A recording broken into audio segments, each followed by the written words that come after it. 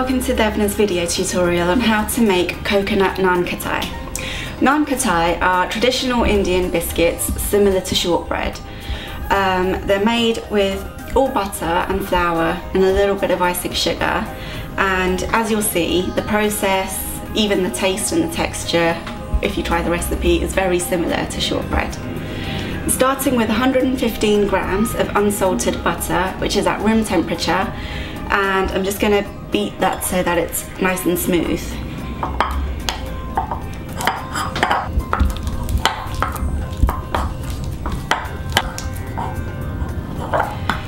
Into this I'm going to sift 70 grams of icing sugar, just a little bit at a time.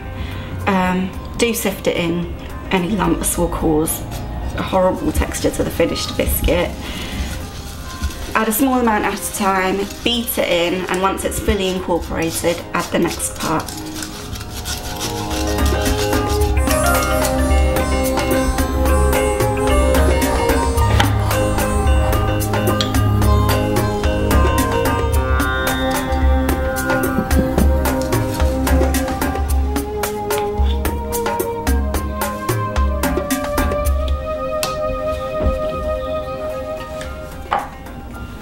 Okay, now that the sugar is fully beaten into the butter, I'm going to add 1/4 of a teaspoon of ground cardamom and 2 tablespoons of desiccated coconut, and just thoroughly beat these in so that they're fully incorporated into the butter. The coconut in these biscuits just lightens them slightly, and the cardamom really helps to add depth to the flavour. Okay, now that's done, I'm just going to add in the flour, again gradually, just to make sure that it's fully mixed in. Here I've got 160 grams of plain flour, to which I've added 1/4 teaspoon of salt and 1/4 teaspoon of baking powder, and that's all been sifted together, and now I'm going to gradually beat it into the butter.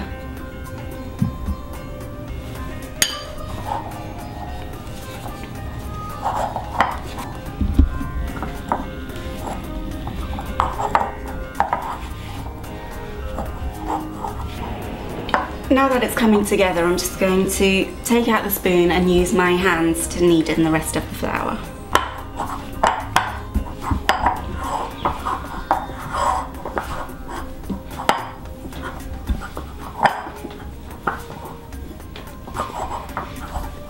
At this stage, I'm just going to put it onto the surface and really work it all together.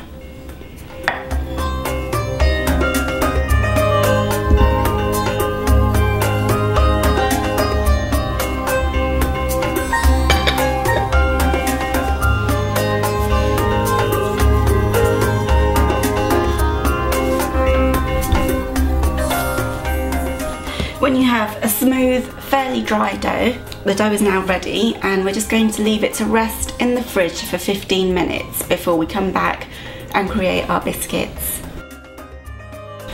Right, this dough has now been resting for about 15 minutes in the fridge, and I'm just going to roll the biscuits now, which is pretty straightforward. I like to use a tablespoon just because it helps me get an even measure without too much difficulty, and I like the biscuits to be fairly small as well, so literally all I do is press until I've got a full tablespoon,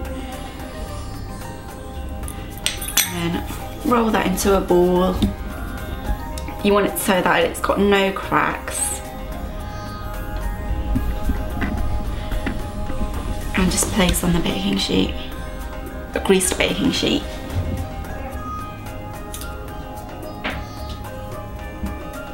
It is quite important that they don't have cracks, so if you see any lines like that, just roll until they disappear.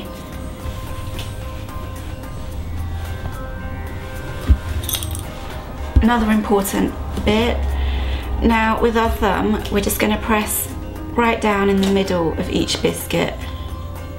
Again, if you see any cracks, just press them closed. This will ensure that the biscuits cook through the middle evenly.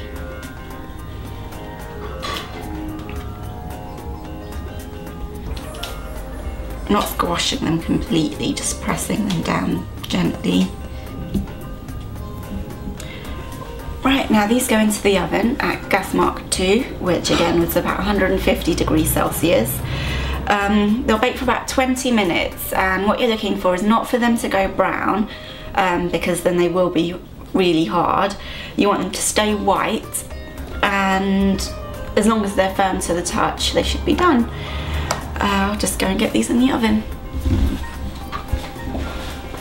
Right, the biscuits have now baked for about 20 minutes, and I've just had them on the cooling rack to cool down for about 5 or 10 minutes, just so that they firm up enough to handle without breaking. And they should slide right off, and you can plate them up.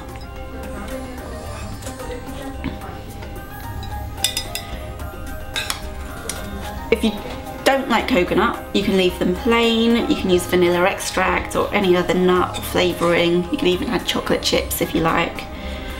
But quite like this simple coconut version with the cardamom for extra flavour.